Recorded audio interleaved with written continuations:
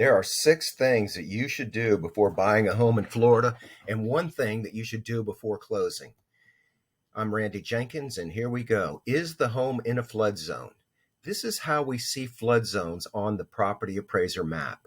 If you look here, you'll notice VE out here. These are high wave areas.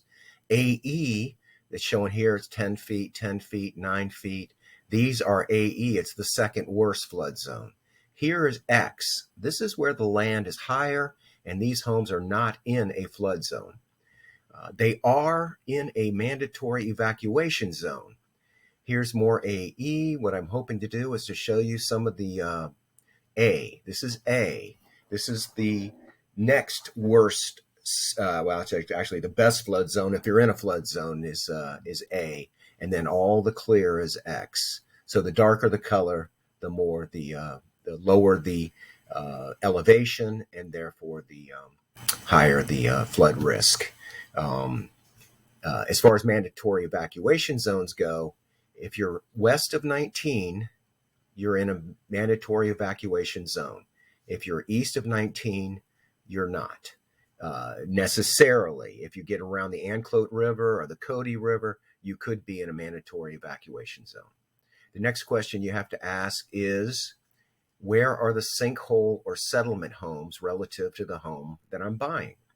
This is what the Pasco County settlement / sinkhole map looks like. If you are in this neighborhood, these are all repaired homes, and this pink one is an unrepaired home. There we go. Pink, yellow is repaired. And the sinkhole discussion is endless. For example, this neighborhood I'm very familiar with, very high-end, nice houses, but this was built on a swamp, and they didn't do proper soil preparation. So though you can look at it and say, oh, it's a sinkhole, it's really a settlement home. If you come down here into Beacon Woods, it's a golf course community. These ponds some of these ponds are scuba diving holes. You can literally swim down a hole like this 100 feet and swim over to the next pond and come out there.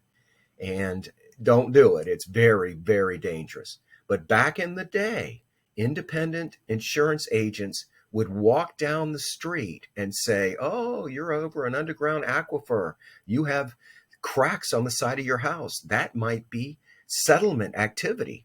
And you can claim money for your quote unquote sinkhole when it was really just normal settlement. So for purpose of illustration, let's go to one parcel. This is a settlement community that had settlement issues back in 2017. This is actually 27 acres. This is a mobile home park. And if you look right here under subsidence listing or subsidence activity, you can see that there was sinkhole activity in 2017. And since the map shows that it is pink, no repairs were done. Meanwhile, all these yellows, if you click on them, it will come up and show you when the activity occurred and what the date was. The next thing is permits. I should have put the permit site up and showed you a Cello. If you type in Pasco permits in Google, you'll be able to find a Cello, a Cella, and that is where you can type in the address and verify the permits. Home inspections, self-explanatory. Don't buy a home without a home inspection. To get insurance, you're going to need to have a 4-point inspection. So you're going to get an inspection, whether it's a full-on inspection or whether it's a inspection for the 4-point, which is electrical, roofing, plumbing, and air conditioning. Not finally, but next, we're talking about tax implications. I can give you a whole tutorial on how to calculate the taxes of a home based on the new purchase price. Recently, and I've told this story before, $475,000 buyer, loved the house, happy to pay it. Seller, $475,000, happy to accept it. We're working out the details when the pulled up the property tax implications, and the taxes on this property were going to go from $4,500 a year to $8,500 a year. And that was a deal breaker for this buyer. What should you do before the inspection period ends? There's 15 days on the standard contract for your home inspection.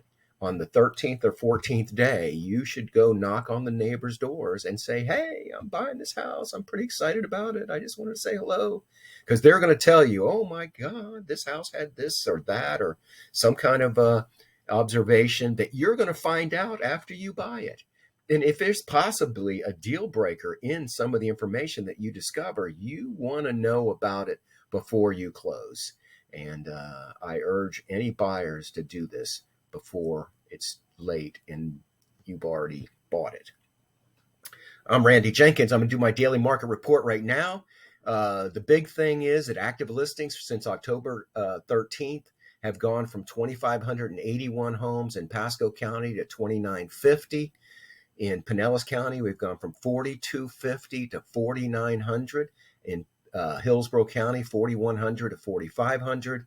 In Hernando County, we've gone from 810 to 973. This is a giant percentage increases in active listings, which is great for buyers because it gives them a lot more choices. Pendings flat or down, pendings flat and down. Pendings in Hillsborough County, hell, they're not even flat, they're just down. Pendings in Hernando, solds 382, we're down to 317. 1,900 solds on October 13th and 1,700 solds. This is the 30-day average. In Pinellas County, 1,800 solds to 1,500. 30-day average. And then in Pasco County, 1,239. So solds are down, pendings are down, and actives are up, which suggests that buyers are going to have a lot more choices. There's going to be a lot more competition from sellers. I can talk endlessly about pricing a home.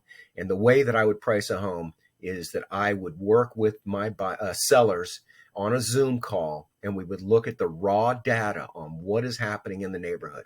You know, everyone says that it's the value of a home is based on the comps, and that's true historically. But what can you get for your home now or tomorrow or in the future? And the answer is that your home is going to sell based on the competition. You're competing with all of the other actives. And if somebody has a better home at a better price, your home is not going to sell. I'm Randy Jenkins. I welcome anyone onto a Zoom call to discuss their real estate needs, dig down deep into the data, and find out what's the implications are for the challenging real estate question that you need answering. Have a great day.